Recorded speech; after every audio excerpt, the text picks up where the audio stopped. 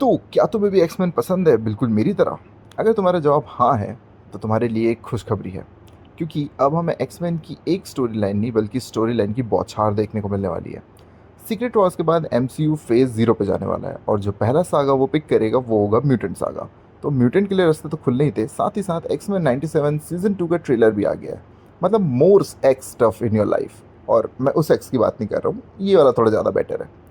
तो ट्रेलर में deep down करने से पहले मैं आपको याद दिलाना चाहता हूँ कि पिछले सीज़न में क्या हुआ था। अब क्योंकि सीज़न 1 को आए कम से कम 2 साल हो चुके हैं और हमें बहुत हल्का-हल्का सा याद है कि पिछले सीज़न में क्या हुआ था। तो चलो एक छोटा-सा रिकैप कर लेते हैं। सीज़न 1 की कहानी ओरिजिनल एक्स-मैन शो के 1 साल बाद से शुरू होती है। मैग्नेटो जो अनाउंस करता है कि चार्ल्स ज़ेवियर ने एक्स-मैन और उसकी अकेडमी का कंट्रोल उसे दे दिया है। साथ ही साथ साइक्लॉप्स और जीन ग्रे अनाउंस करते हैं कि वो दोनों मिलकर अब टीम को गाइड करेंगे। पर यहाँ एक प्लॉट ट्विस्ट था। जो जीन ग्रे हमें यहाँ दिख रही थी वो जीन ग्रे थी ही नहीं, बल्कि वो उसकी क्लोन मैडलिन प्रायर थी जिसे मिस्टर सिनिस्टर ने कभी रिप्लेस कर लिया था। असली जीन ग्रे तो एक चेम्बर में सो रही थी। अब अपने बेटे नेथन समर्स को टेक्नो वायरस से बचाने के लिए साइक्लॉप्स और मैडलिन जो जीन बन चुकी है उसे फ्यूचर में भेजते हैं। इसी दौरान जेनोशा में सारे म्यूटेंट एक जगह इकट्ठा होते हैं। वहाँ सेंटिनल्स एक भयंकर मसैकर कर देते हैं। इसी मसैकर में गैम्बिट भी मारा जाता है। केबल इसे रोकने की काफ़ी कोशिश करता है लेकिन उसमें नाकामयाब होता है। तो उसे ये चीज़ एक्सेप्ट करनी पड़ती है कि जो भी जेनोशा में हुआ वो एक्चुअली में एक एब्सोल्यूट पॉइंट था, उसे बदला नहीं जा सकता। लाइक कैनन इवेंट जो हमने स्पाइडरवर्स में देखा था। अब इन सब का मास्टरमाइंड कौन था? बैस्टियन, एक ऐसा म्यूटेंट जो सारी दुनिया के म्यूटेंट्स को सेंटिनल बनाना चाहता था और फ्यूचर टाइमलाइन में वो सक्सेसफुल भी हो जाता है। बट क्योंकि एक्समैन की टाइमलाइन थोड़ी सी कॉम्प्लिकेटेड है, तो बस मेरे साथ बने रहना। जेनोशा के बाद मैग्नेटो अपने पुराने आइडियोलॉजी पर वापस जाता है। रोग और सनस्पोर्ट उसको ज्वाइन कर लेते हैं और वो अपने एस्ट्रॉइड रिबिल्ड करने में लग जाता है। एक्समैन उसे रोकने के लिए एस्ट्रॉइड पर पहुंचते हैं, जहां मैग्नेटो वुल्वरीन की बॉडी से एडवेंटियम स्केलेटन निकाल देता है। जेवियर अपनी साइकिक पावर से मैग्नेटो को वहीं पे रोक लेता है। अब आप समझ सकते हो कि वुल्वरीन इसीलिए हमें पूरे टाइम पे नहीं दिखा। और अगर आपको जानना है कि जेवियर वापस कैसे आ गया, तो इस ब्रेकडाउन को पूरा देखना। लेकिन अब इन सब के चक्कर में जो उनका एस्ट्रॉयड होता है वो बर्बाद हो जाता है और जो एक्समैन होते हैं वो अलग अलग टाइमलाइंस में बिखर जाते हैं। जैसे साइक्लॉप्स और जीन ग्रे 40th सेंचुरी में पहुंच जाते हैं, जहां उन्हें यंग केबल मिलता है जो कि उन्हीं का बेटा नेथन समर्स होता है। और वहाँ उनको एक और म्यूटेंट मिलती है जिसका नाम होता है रेचल समर्स। ये एक अल्टरनेट टाइमलाइन में साइक्लॉप्स और जीन की बेटी होती है, मतलब एक्चुअल जीन और साइक्लॉप्स की बेटी होती है। और बीस्ट, रोग, मैग्नेटो, जेवियर और नाइट क्रॉलर पहुंच जाते हैं एंशियंट इजिप्ट में, जहां पे उनकी मुलाकात होती है एन सबा नूर से, जिसे हम सब फेमसली जानते हैं एपोकलिप्स के नाम से। अब आ जाते हैं ट्रेलर पे, जो वहीं से शुरू होता है जहाँ पे एक्समैन का सीजन 1 खत्म हुआ था, यानी कि एंशियंट इजिप्ट से। यहाँ हमें देखने को मिलते हैं मैग्नेटो, बीस्ट, नाइट क्रॉलर, रोग और बिशप। अब बिशप का यहाँ होना थोड़ा इंटरेस्टिंग है। मोस्ट प्रॉब्ली फ्यूचर के फोर्ज ने उसे टाइम पोर्टल के थ्रू यहाँ भेजा हो, या प्रेजेंट के फोर्ज ने एक पोर्टल बनाया हो जिसके थ्रू वो यहाँ आया है। इसके बाद हमें दिखाया जाता है रोग, जो कि गैम्बिट की डेथ से अभी मूव ऑन नहीं कर पाई है। एक कैरेक्टर उसे गैम्बिट का शेयर्ड कार्ड देता है। अब इसके दो मतलब हो सकते हैं, या तो जेनोशा के वक्त में उसे ये कार्ड मिला हो जो उसे वो एज द मेमोरी यूज़ करती हो आखिरी निशानी की, या फिर इसका ये मतलब है कि गैम्बिट रिटर्न कर चुका है। क्योंकि नॉर्मली दूसरी पॉसिबिलिटी मेरे को ज़्यादा लगती है, क्योंकि अपोकलिप्स ने कॉमिक्स में भी ऐसे ही किया था। गैम्बिट को रिवाइव किया था और उसे अपना हॉर्समैन बना लिया था, बिल्कुल वैसे ही जैसे उसने एंजल के साथ किया था और उसे आर्क एंजल बनाया था। अब मुझे लगता है गैम्बिट का रिटर्न थोड़ा ज़्यादा हिट करेगा, क्योंकि एट दी एंड रोग कहीं ना कहीं उसके लिए फील करना चालू कर दी थी। तो अपने काइंड ऑफ लवर्स के अगेंस्ट जाना थोड़ा टफ हो जाएगा रोग के लिए। और I am excited by the way. अब इसके बाद हमें मार्वल का एक नया इंट्रो दिखाया जाता है जो शायद पहली बार दिखाया गया हो। अगले शॉट में एक्समैन एंशियंट इजिप्ट के एक टेम्पल को एक्सप्लोर करते हैं जो स्फिंक्स हो सकती है, जो कि खुद रामाटुट का स्पेसशिप था। अब रामाटुट तो आप सबको पता ही होगा कौन है, हमारा कैंग द कॉन्करर। अब अगर ध्यान से देखो तो छोटे छोटे ग्रीन रॉड्स दिखते हैं जो ट्रेलर में बाद में हमें यंग अपोकलिप्स से बैटल करते समय नजर आ रहे थे। ये सीन कंफर्म करता है कि एक्समैन और अपोकलिप्स किसी म्यूचुअल गोल के लिए साथ मिलकर काम करेंगे, जो रामाटुट से कनेक्शन हो सकता है। अब कॉमिक्स में क्या होता है ना, रामाटुट जो होता है यानी कैंग द कॉन्करर, वो टाइम में पीछे जाता है क्योंकि वो अपने प्रेजेंट टाइमलाइन में बोर हो चुका होता है। वो पीछे जाकर के एंशियंट इजिप्ट में रूल करने का सोचता है और वो वहाँ जाकर के वहाँ का किंग बनता है और अपना नाम रखता है रामाटुट। और उसे पता चलता है कि जिस टाइमलाइन पे वो आया है वहाँ पर पहला म्यूटेंट पैदा होने वाला है जो होता है एनसाबनूर, यानी अपना अपोकलिप्स। तो वो कहीं ना कहीं उसके जन्म को रोकने की कोशिश करता है, क्योंकि आगे जाकर के वो उसके लिए प्रॉब्लम क्रिएट करता है। बट जैसा हम लोगों ने सुना है ना, जिस तरीके से आप कुछ करने जाओ और आप उसी के लिए जिम्मेदार होते हो, तो वैसे ही रामा टर्ट एपोकलिप्स के म्यूटेंट बनने के लिए रिस्पॉन्सिबल होता है।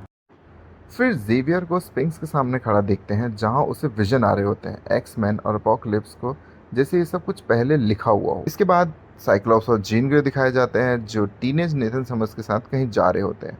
साइक्लॉप्स का कॉस्ट्यूम इंटरेस्टिंग है, वो उसका एक्स फैक्टर का एरा ब्लू वाइट यूनिफॉर्म वाली है, और ये सिर्फ एक इंस्टेंस नहीं है, एक्स फैक्टर से बहुत बार रेफरेंस किया गया है। इसके बाद आगे ट्रेलर में हमें एक शिप दिखाई देती है जो कि मोस्ट प्रोबेबली अपोकलिप्स की हो सकती है, जो रामाटोट के डोम पर एक बीम अटैक करती है। इसके पीछे कुछ ब्लैक होल टाइम रिफ्ट जैसा बना होता है। अब प्रेजेंट का एक शॉट मिलता है जहां पोलारिस एक्स मेंशन में एंटर करती है। कुछ इंटरेस्टिंग फोटो दिखती है एक आइसमैन के साथ, जिसे ओरिजिनल एक्समैन में पोलारिस ने हैवॉक के लिए छोड़ा था, और साथ ही साथ ओरिजिनल एक्समैन की इनिशियल टीम की फोटोज जिसमें पोलारिस भी थी।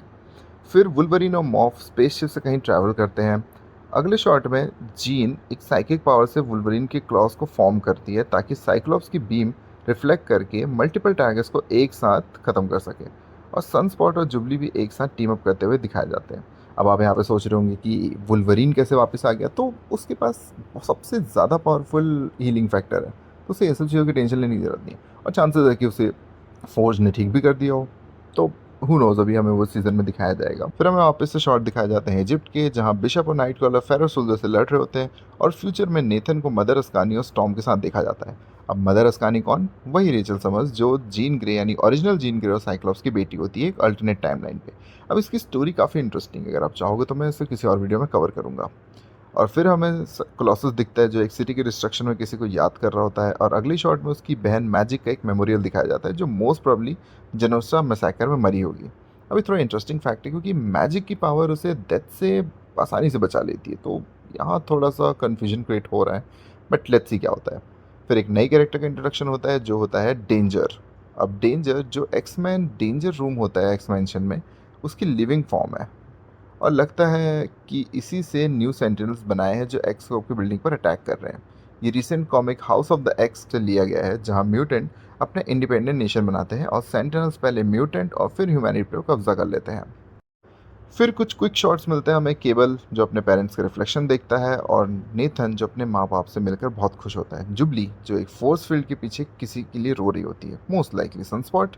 फिर हमें दिखाया जाता है जेवियर किसी डायमेंशन में ट्रैवल करते हुए, और वहाँ फिर से वही इनग्रेविंग दिखती है जिसमें हमें ये दर्शाया जाता है कि एक्समैन ने एपोकलिप्स को पावरफुल बनने में मदद की, और अल्टीमेटली पूरी दुनिया में राज करने के लिए भी। एक इंटरेस्टिंग डिटेल ये है कि इस पैटर्न का डिज़ाइन कुछ कुछ कैंग के शिप्स के पैटर्न से मैच करता है जो क्वांटमेनिया में हमें दिखा था। ये उस थ्योरी को सपोर्ट करता है कि यंग एपोकलिप्स ने एक्समैन की मदद करी रामाटुट को हराने में, और मौका मिलने पर उसकी टेक्नोलॉजी को चुरा करके यूज़ करके पूरे वर्ल्ड को कॉन्कर कर लिया। या फिर ऐसा भी कह सकते हैं कि एक्समैन जो है हमारे, जो पीछे टाइम में चले गए हैं, वही कहीं ना कहीं एपोकलिप्स के स्ट्रॉन्ग होने के लिए जिम्मेदार हो। वो प्रिवेंट करना चाहते हो, बट जैसा कि मैंने आपको बताया कि प्रिवेंट करने जाते हो और उसी के बनने का रीज़न बन जाते हो, जैसा कि रामाटुट के साथ हुआ। तो वैसे ही एक्समैन उससे प्रिवेंट करना चाहते हो क्योंकि उन्हें पता है एपोकलिप्स कितना खतरनाक है। पिछले सीज़न में वो उससे लड़ भी चुके हैं। तो हमें एक्समैन वर्सेस एपोकलिप्स एक बार और देखने को मिलने वाला है बेटर क्वालिटी के साथ। फिर ट्रेलर एंड होता है, एंड में रोक किसी पोर्टल में जाने की कोशिश करती दिखती है और अपोकलिप्स के स्टैचू के मुंह से ओरिजिनेट हो रही है। फिर एक न्यू म्यूटेंट का वाइट शॉट मिलता है, फाइनली पूरे रोस्टर का एक ग्रैंड शॉट, और वुल्वरिन का क्लासिक कॉमिक कवर रिक्रिएशन। तो बस यही था आज के लिए। ये शो जितनी स्टोरी लाइन्स चल रही है 8 सीज़न तक की, तो मतलब वर्थ रखती है, और मैं पर्सनली बहुत ज़्यादा हाइप्ड हूँ। और मैं इस चीज़ के लिए भी हाइप्ड हूँ कि जिस तरीके से लोग म्यूटेंट को सेटअप कर रहे हैं, हमें नए सागा में उतना कुछ कन्फ्यूजन क्रिएट होगी नहीं, क्योंकि हम ऑलरेडी म्यूटेंट से फेमिलियर हो चुकेंगे। हमने पुरानी मूवीज़ देखी रखी है तो उन सब के बारे में हमें पता है, बट जो एक्समैन का एक्चुअल लोर है, जिस तरीके से हमें एक्समैन प्रेजेंट किए जाते हैं, वो एक्समैन एनिमेटेड शो में ही पॉसिबल हो पाया है, क्योंकि मूवीज़ जितनी भी अच्छी रही हो वो इस लेवल को मैच नहीं कर पाई। आई मीन मूवीज़ में आपके लिए सबसे फेवरेट कौन रहा था? वुल्वरीन।